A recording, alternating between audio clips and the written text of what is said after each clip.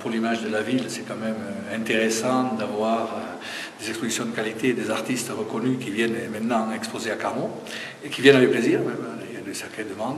On a voulu mettre en avant dans cette pièce, parce que dans cet espace Cavaillès qui est maintenant restauré et qui est bien équipé en tableau de Cavaillès, faire refaire découvrir aux Carmonzins le travail de Père Ephrem Sokar, qui est le bénédictin qui a restauré dans les années 50 les vitraux de cette chapelle, mais aussi les vitraux de l'église Sainte-Cécile, et qui a été le créateur d'une technique de vitrail en pavé de verre et ciment, qui est aujourd'hui utilisée dans la grande partie des abbayes dont il restaure les vitraux, parce que c'est beaucoup plus solide et c'est honnêtement moins cher. Mais en fait, il y a un travail énorme sur les blocs de verre pour obtenir la luminosité et les reflets et les radiations de la ville.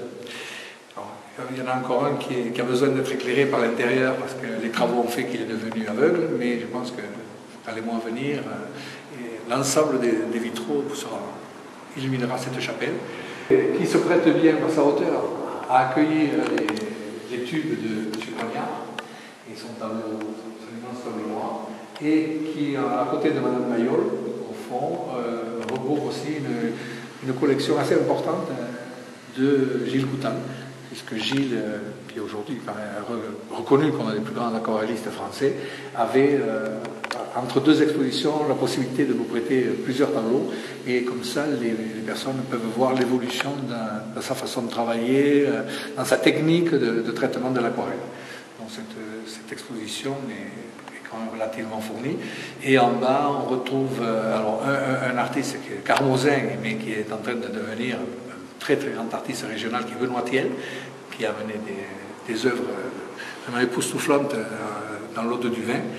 Quelques artistes habitués, donc Madame Delanoux, il y a Delanoux, il y a Madame Catroux, qui sont des jeunes personnes qui aident aussi dans le cadre du pas vers la découverte des arts parascolaires. Lorraine Chabéry, qui est maintenant venu plusieurs fois à Carmont, et là dont les tableaux vont partir à la fin du mois à une exposition à Tolosa, en Guipuscoa. Et après, il y a deux nouvelles, il y a Madame Féter de Gaillac et Merchadier, une Toulousaine qui vient pour la première fois.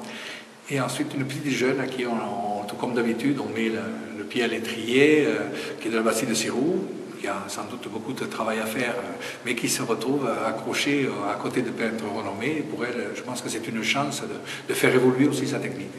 Donc, en bas, c'est les statues d'Abel Reis, alors les sculptures d'Abel Reis, pardon. Donc ces sculptures, elles sont toujours là. Pourquoi? Parce que malheureusement, Abel, pour le moment, est assez fatigué. Il sait qu'elles sont là, donc il nous a dit de continuer à les présenter. Et je pense qu'elles honorent bien quand même le bas, parce que c'est des statues en bronze qui sont d'une qualité, c'est pareil. Abel Reis, maintenant, une notoriété sur le Tarn, et au-delà du Tarn, qui dépasse vraiment notre région. Donc voilà, une exposition éclectique comme d'habitude. On a essayé quand même de conserver une qualité à l'exposition, parce que les personnes qui viennent visiter maintenant l'exposition, qui viennent de fort loin, sont des habitués qui répondent dès qu'on les invite par mail, et ils n'hésitent pas à faire. Il y a des Toulousains qui sont venus hier, ils n'hésitent pas à faire des kilomètres pour venir voir l'expo, parce qu'ils considèrent qu'il y a quand même des choses à voir, intéressantes, il y a toujours des choses à découvrir. Puis on travaille aussi beaucoup avec Nadine Granier, que je remercie, parce qu'on a des échanges, et elle a très bien compris en fait le lien qu'il pourrait y avoir entre un galeriste qui a un métier de galeriste exercé et des structures comme la nôtre qui sont de faire découvrir surtout l'art dans une ville et de renvoyer après les gens sur d'autres lieux où ils pourront découvrir d'autres facettes des artistes. Le deuxième volet de la mission de prospective, oui, avec l'éducation nationale, il y a donc ce mois-ci, c'est Carole Taïcha qui occupe le lieu espace de convivialité. Elle viendra travailler avec les écoles du Carmozin. Elle fera des œuvres qui seront exposées après, en fin d'année, avec tous les artistes et tous les enfants. Et les expos, on l'a retardé justement volontairement parce qu'elle tombait mal les autres années.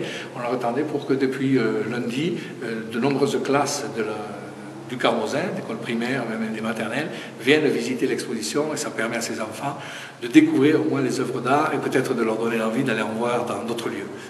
Alors c'est passionnant. C'est passionnant parce qu'ils voient des choses, deux attitudes. Ils voient d'abord des choses que nous, peut-être adultes, nous échappent.